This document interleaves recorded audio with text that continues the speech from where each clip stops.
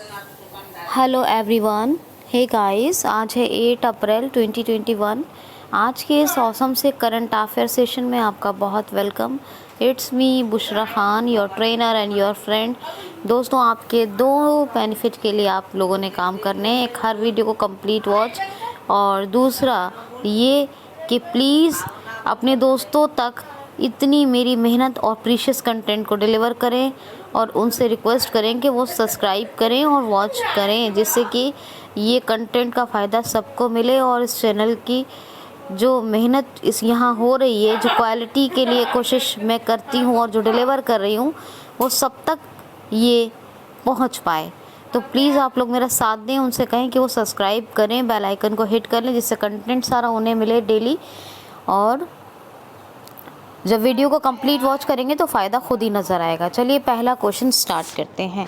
हाल ही में अभी आज का ले लेते हैं, मतलब 8 अप्रैल है, तो वर्ल्ड हेल्थ डे कब मनाया गया है? तो ये मनाया जाता है 7 अप्रैल को।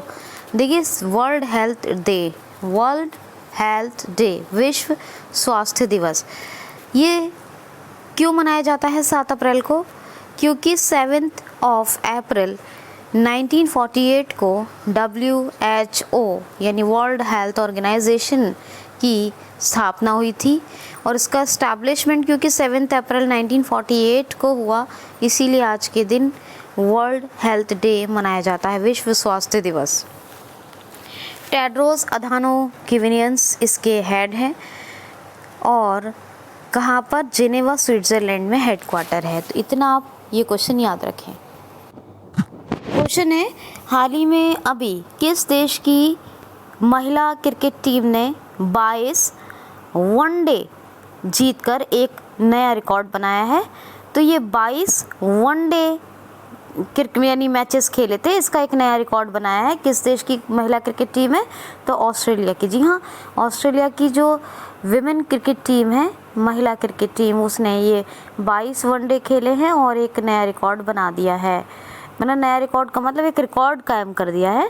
स्कॉट मॉरिसन प्रधानमंत्री हैं ऑस्ट्रेलिया के, और ऑस्ट्रेलियन डॉलर करेंसी है, कैनबरा कैपिटल है। नेक्स्ट क्वेश्चन है, हाल ही में अभी सभी सार्वजनिक यातायात को निलंबित करने वाला दुनिया का कौन सा देश बना है? तो अभी बांग्लादेश। जी हाँ, बांग्लादेश ने सभी सार्वजनिक यातायात, इसका मतलब होता है पब्लिक ट्रांसपोर्ट, यातायात मतलब आने जाने के साधन, इसी को सबको सस्पेंड कर दिया है, यानी अभी इसको निलंबित कर दिया है फ़िलहाल। तो कोरोना वायरस के बढ़ते मामलों के चलते ये किया है कि सार्वजनिक यातायात को निलंबित कर दिया है बांग्लादेश ने। अब भारत, अपना देश, और बांग्लादेश दोनों के बीच एक इम्पॉर्टेंट एक्सरसाइज होती है। कौन सी? संप्रति, याद रखना। कैपिटल, पहले तो शेख हसीना प्रधानमंत्री, अब्दुल्ला हामिद ये कौन है? President of Bangladesh. Capital Dhaka, currency टका, और आपको ये तो याद रहता है, ये ढाका टका ढाका टका ढाका टका, ठीक है, तो याद रखेंगे। नेक्स्ट क्वेश्चन लेते हैं। नेक्स्ट क्वेश्चन है, हाल ही में अभी स्कूली छात्रों के लिए यानी स्टूडेंट्स के लिए माइक्रो स्कॉलरशिप प्रोग्राम शुरू करने वाला राज्य कौन सा बना है? दोबारा सुन लीजिए, स्कूली छात्रों के लिए माइक्रो स्कॉलरशिप प्रोग्राम यानी माइक्रो छात्रवृत्ति, क्या माइक्रो छात्रवृत्ति क्या कहते हैं हिंदी में? छात्रवृत्ति कार्यक्रम शुरू करने वाला, लॉन्च करने वाला राज्य कौन सा बना है? तो सिक्किम। जी हाँ, सिक्किम ने स्कूली स्टूडेंट्स के लिए एक माइक्रो स्कॉलरशिप प्रोग्राम शुरू किया है अरविंदम सोसाइटी के साथ मिलकर, और तो आपको ये याद रखना है, ठीक। गंगा प्रसाद गवर्नर हैं और चीफ मिनिस्टर है प्रेम सिंह तमांग, कैपिटल है गंगटोक। तो इतना आप याद रखेंगे।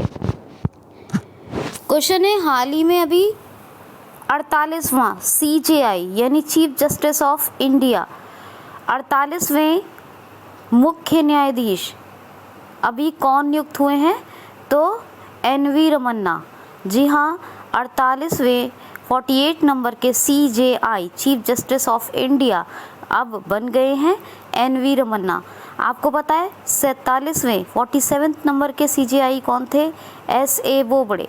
और इन्होंने रिकमेंड किया था, इन्होंने सुझाव दिया था, मतलब अपना कहें तो एक तरह से क्या वारिस कह सकते हैं, वारिस अपॉइंट मतलब के तौर पे नाम दिया था किसका, एन.वी. रमन्ना, जो अभी हमारे मुख्य न्यायाधीश बन गए हैं भारत के, यानी अब सुप्रीम कोर्ट के जो चीफ जस्टिस होंगे तो पूरी इंडिया के चीफ जस्टिस हैं।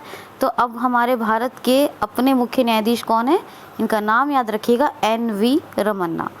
नेक्स्ट क्वेश्चन है, हाल ही में अभी साइंटिफिक रिसर्च यानी वैज्ञानिक अनुसंधान के लिए 30वां नंबर का जे.डी. बिरला पुरस्कार किसको दिया जाएगा, तो प्रोफेसर सुमन चक्रवर्ती को। किसको, प्रोफेसर सुमन चक्रवर्ती। इन्हीं को 30वां जे.डी. बिरला अवार्ड से सम्मानित किया जाएगा, यानी इनको ये पुरस्कार मिलेगा। जे.डी. बिरला पुरस्कार 30वें नंबर का है। इनका नाम याद रखिएगा, प्रोफेसर हैं सुमन चक्रवर्ती, और किसके लिए, तो वैज्ञानिक अनुसंधान के लिए। नेक्स्ट क्वेश्चन है, पी बालचंद्रन का निधन हो गया, ये कौन थे, तो पी बालचंद्रन, ये इनका निधन हो गया, और ये एक मलयालम के थे और एक साहित्यकार थे। तो इतना एटलीस्ट आपको याद रहना चाहिए।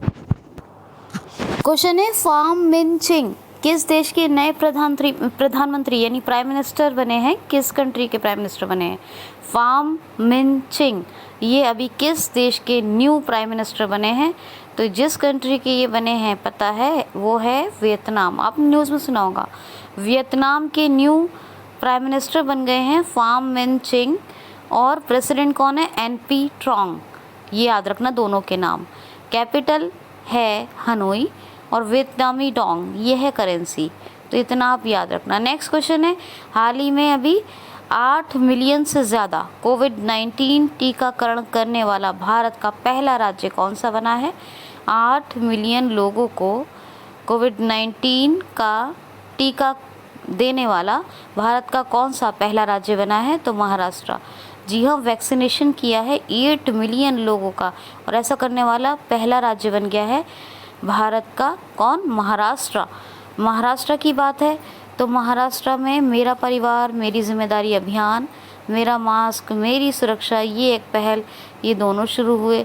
महाराष्ट्र में एक प्रोजेक्ट लॉन्च हुआ, कौन सा, प्रोजेक्ट प्लेटिना प्रोजेक्ट, ठीक है, मी अन्नपूर्णा पहल, और ये तो आपको याद रहता ही होगा, Shivaji in South Block, the unwritten history of a proud people, ये मराठी हिस्ट्री पे लिखी गई बुक है जो जर्नलिस्ट गिरीश कोबेर ने लिखी है।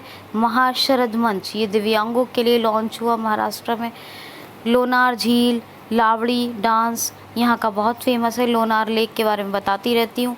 और साथ ही आपको बता दूँ कि आषाढ़ एकादशी का त्यौहार यहीं मनाया जाता है।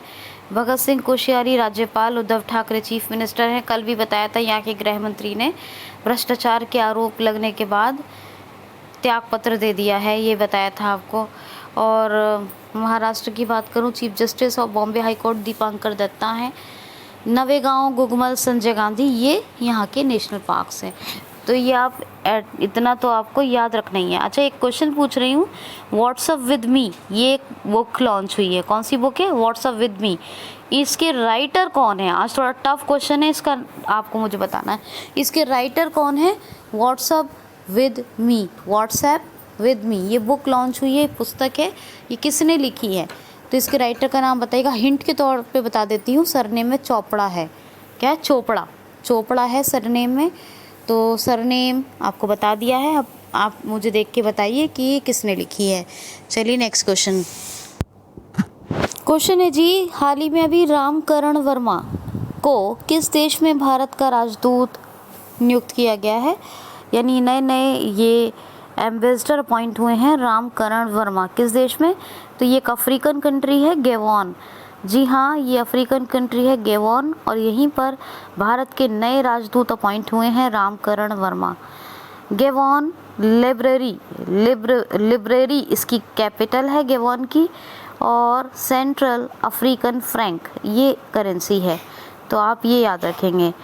अच्छा, तो इतना आप याद रखिए। और नेक्स्ट क्वेश्चन है, हाल ही में अभी सार्वजनिक उद्यम चयन बोर्ड का प्रमुख किसको बनाया गया है? हाल ही में नए प्रमुख सार्वजनिक उद्यम चयन बोर्ड के कौन अपॉइंट हुए हैं? तो मल्लिकार्जुन। कौन? मल्लिकार्जुन। तो इनका आप इतना याद रखिएगा। क्वेश्चन है, हाल ही में भी किस राज्य के लिए वर्ल्ड बैंक यानी विश्व बैंक ने $32 मिलियन की परियोजना को मंजूरी दी है? 32 मिलियन US के प्रोजेक्ट को एक्सेप्शन मिली है। किस राज्य को मिली है? वर्ल्ड बैंक ने दी है। तो ये वर्ल्ड बैंक ने दी है मिज़ोरम को। जी हाँ, मिज़ोरम को $32 मिलियन US के ऋण की मंजूरी मिल गई है। मतलब परियोजना है, ये प्रोजेक्ट के लिए मंजूरी मिली है $32 मिलियन की। किसके लिए? कि जो स्वास्थ्य से संबंधी सुविधाएं हैं, तो ये हेल्थ सेक्टर की जो जितनी भी फैसिलिटीज़ हैं, इनके एक तो मैनेजमेंट और इनकी क्वालिटी दोनों में बेहतरीन सुधार हो सके, इसीलिए ये जो है इस 32 मिलियन की परियोजना को मंजूरी मिली है मिज़ोरम की, और वर्ल्ड बैंक ने दी है। अब मिज़ोरम की बात है, आइजोल कैपिटल है, जोरमथंगा चीफ मिनिस्टर है, और PS श्रीधरन पिल्लई ये कौन है? ये गवर्नर हैं। वर्ल्ड बैंक की अंशुला कांत CFO और डेविड मालपास ये इसके हेड हैं, और 1944 में स्थापना हुई 1944, और वाशिंगटन DC में हेडक्वार्टर है। और लास्ट क्वेश्चन है, हाल ही में भी BCCI ACU के नए हेड यानी प्रमुख कौन बने हैं?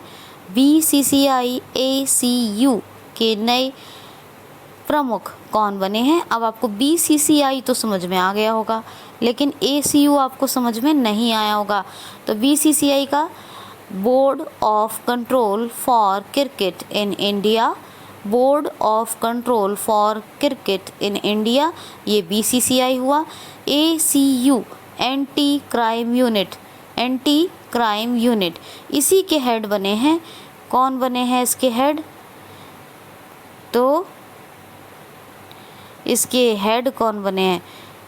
अब आपको मुझे इस क्वेश्चन का आंसर यहाँ पे देना होगा। इस क्वेश्चन का आंसर मुझे ज़रूर दीजिएगा, जिससे कि आपके दोनों क्वेश्चन सॉर्ट आउट हो सके, और अगर जो कुछ कमी रह जाएगी बताने में आप लोगों के, वो मैं पूरा करूँगी। तो मुझे ज़रूर बताइएगा। लेकिन ये भी है कि ये आपके लिए थोड़ा टफ हो जाएगा। आप सिर्फ मुझे एक ही क्वेश्चन का आंसर दीजिए।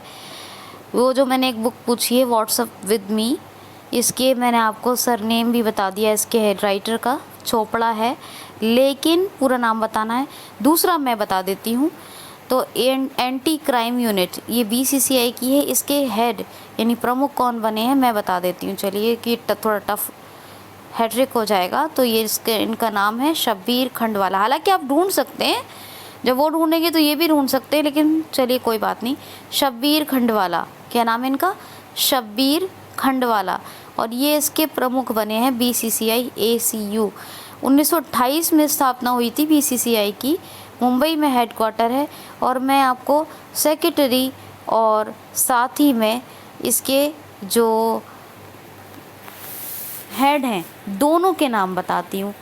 अमित शाह के बेटे जय शाह के बारे में बताती हूँ, और सौरभ गांगुली के बारे में बताती हूँ। तो ये तो आपको इतना याद ही होगा।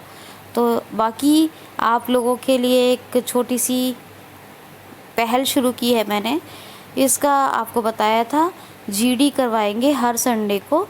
आप लोग प्लीज़ इसके लिए रिक्वेस्ट भेजिए। इसका प्रोसीजर ये होगा कि हम गूगल मीट पे करवाएंगे, ईमेल पर हम लिंक सेंड करेंगे जो लोग इसमें शामिल होना चाहते हैं। और प्लीज़ रोज़ करंट अफेयर सुनिए। कल मैं इंग्लिश वोकैब का एक वीडियो करूँगी। जो वीडियोज़ आते हैं आपके लिए बहुत प्रीशियस हैं, पूरा कंप्लीट ध्यान से सुना करें, बहुत ध्यान से सुना करें। और साथ में मेरी मेहनत से आपको फ़ायदा हो रहा है, इसके चलते आप बस लाइक, शेयर और अच्छे कमेंट्स कर दिया करें। नए लोग अपने बेनिफिट के लिए ज़रूर सब्सक्राइब कर लें। आज के लिए इतना ही दोस्तों, मिलते हैं कल फिर। Thanks for watching.